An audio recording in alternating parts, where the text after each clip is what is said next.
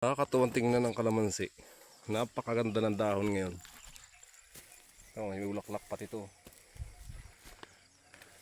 Han? Napakaganda tingnan, no. Bigla sariwa ang dahon.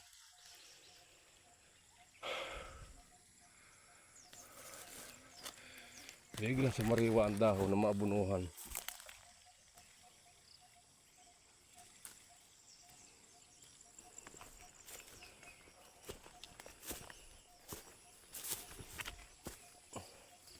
Umpisa na ng pagganda mo.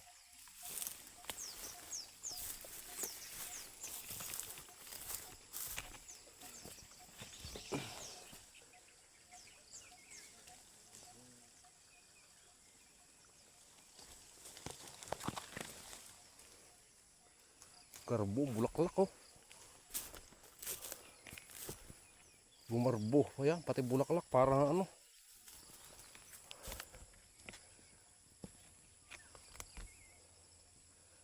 Kailangan pala natin dito at iabil ng ano, ng fertilizer na ano daw yun, Crop Giant. Dalawa yung paghahaluin yung ano, ano ba tawag dito, yung ginamit ko dun sa adlay, yung kalimutan ko tuloy pangalan ng ano na yun, paghahaluin daw yun.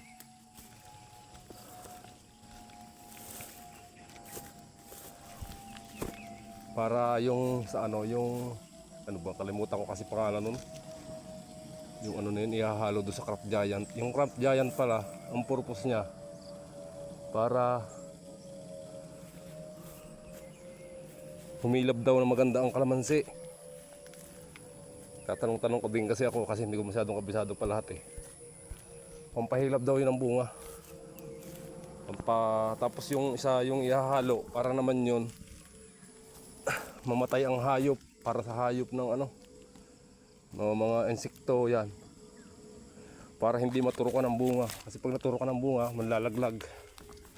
Wala rin tayo mga maganda. Ganda, oh. Oh.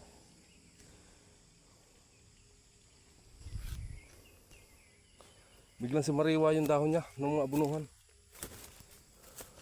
Oh.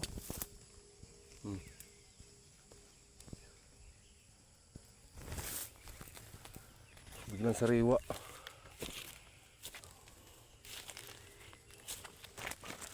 Ako kasi ano ako, mahilig ako magganito eh. Yan, oh, na ang daming bulaklak. Nung iba, nagsunong siya ng bulaklak, yung mga talbos. Ito.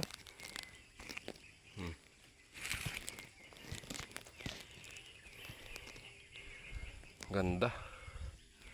Mimitas ako, ahon yata si Ate Matchay. Mimitas ako ng kaunti yung panlumi daw. Baka sa panlumi, sigurado mamaya pag dumating yun, papapitasin din ako eh. Unahan ko na.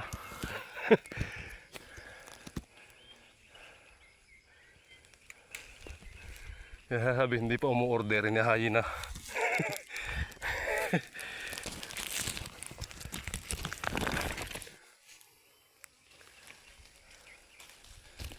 Mga ano lang siguro to, mga katapusan ng August.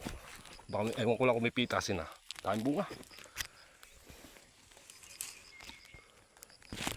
Daming bunga, kaya lang yung ano, mga alanganin pa yung ano, sukat. Babago pa lang siyang nagkakaroon ng katas.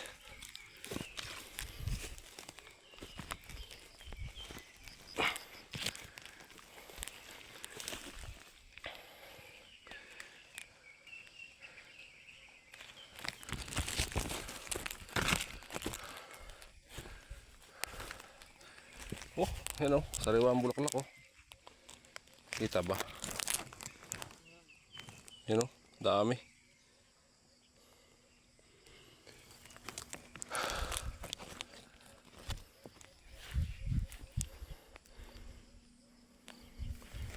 Ano pala to?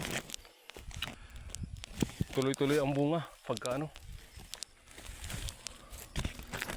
Isang puno na to. Liit-liit eh. Yung bunga, oh.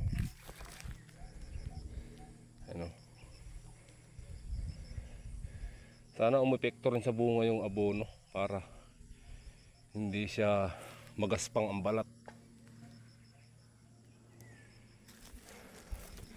Pag sa dami kasi, may bagay na yung dami. Oh, ayan oh. Namubutong sa dulo, diba? Yun oh.